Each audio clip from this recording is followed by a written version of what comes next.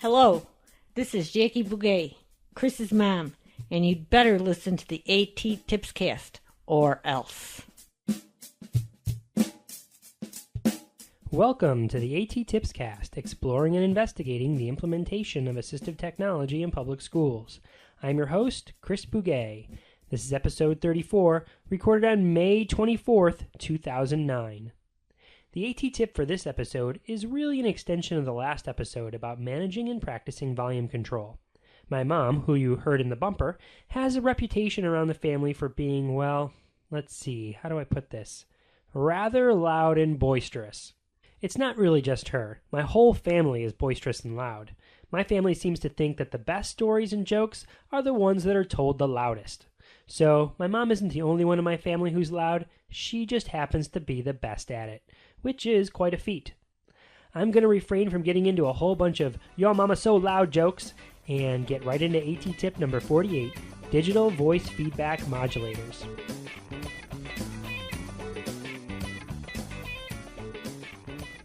Digital voice feedback modulation works best as a small group or one-to-one strategy and requires the use of a computer and microphone. What I'm about to describe can be done on either a Mac or Windows-based computer, as both have controls that allow you to see a visual representation of your volume as you talk into the microphone.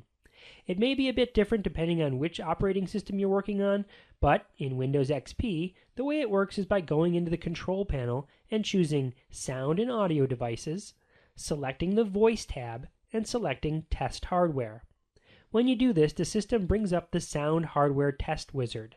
Following the on-screen instructions brings you to a window that prompts you to test your microphone. On the right of the window is a vertical bar that moves from green to yellow to red to indicate an increase in volume. Students could be asked to read a passage or just repeat phrases while trying to keep the color within the green. Students could be motivated to try to keep their responses within the green by charting the number of seconds they keep their voice within the green and then trying to break that record.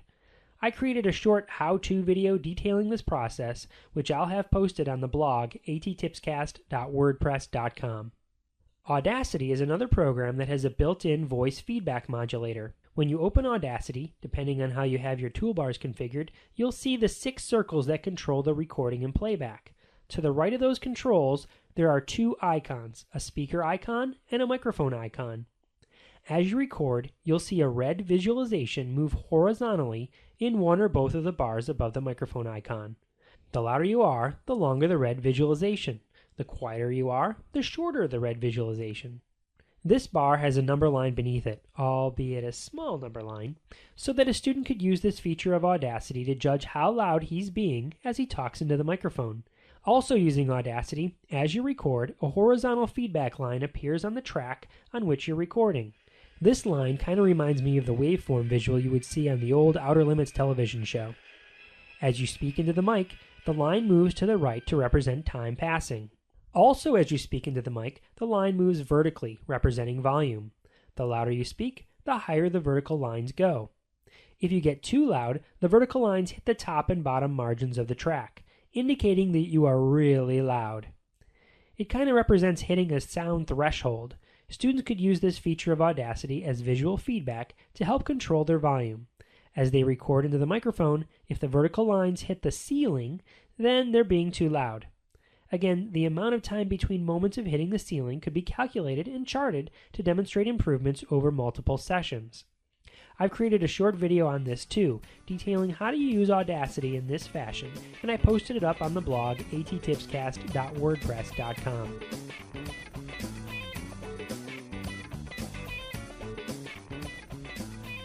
Thanks to my mom for the bumper, and thanks to all of you for listening. I've been getting a lot of great feedback recently from Twitter, where you can follow me at A.T.TIPSCAST, the A.T.Tippers group on Facebook, and from people sending me emails at A.T.TIPSCAST@gmail.com.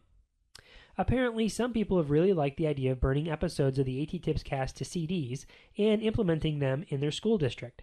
I was thinking of trying to pull some of the feedback I've been receiving together for another listener feedback episode, a real one this time. If I can get my act together, I'll do just that. In the meantime, I would love to hear from you. Please send me an email at attipscast@gmail.com and let me know what you think of the episodes. So until next time, May all your interventions be inclusive, and may all your strategies be supportive. Oh, and because I couldn't resist, here are a bunch of Yo Mama So Loud jokes after all, which I humbly dedicate to my mom, Jackie Bugaj. Yo Mama's so loud that when she called us for dinner, the phone company charged her long distance. Your mama's so loud, megaphones get jealous. Your mama's so loud, she makes white noise green with envy. Your mama's so loud, she makes white noise yellow. Your mama's so loud that win or lose, she's continually escorted to the parking lot to play her layer cake of bingo cards. Your mama's so loud that when the firemen heard her, they put her on the top of the truck. Your mama's so loud that when people hear her, they start looking for lightning. Your mama's so loud that when she talks at a parent-teacher conference, kids line up in an orderly fashion, making sure to turn up the lights, shut the door behind them, and then head for the nearest exit. Your mama's so loud that when she sings, people think it's halftime at the Super Bowl. Your mama's so loud that when she talks to telemarketers, they hang up on her. Your mama's so loud, kids blame her when they break a window with a baseball.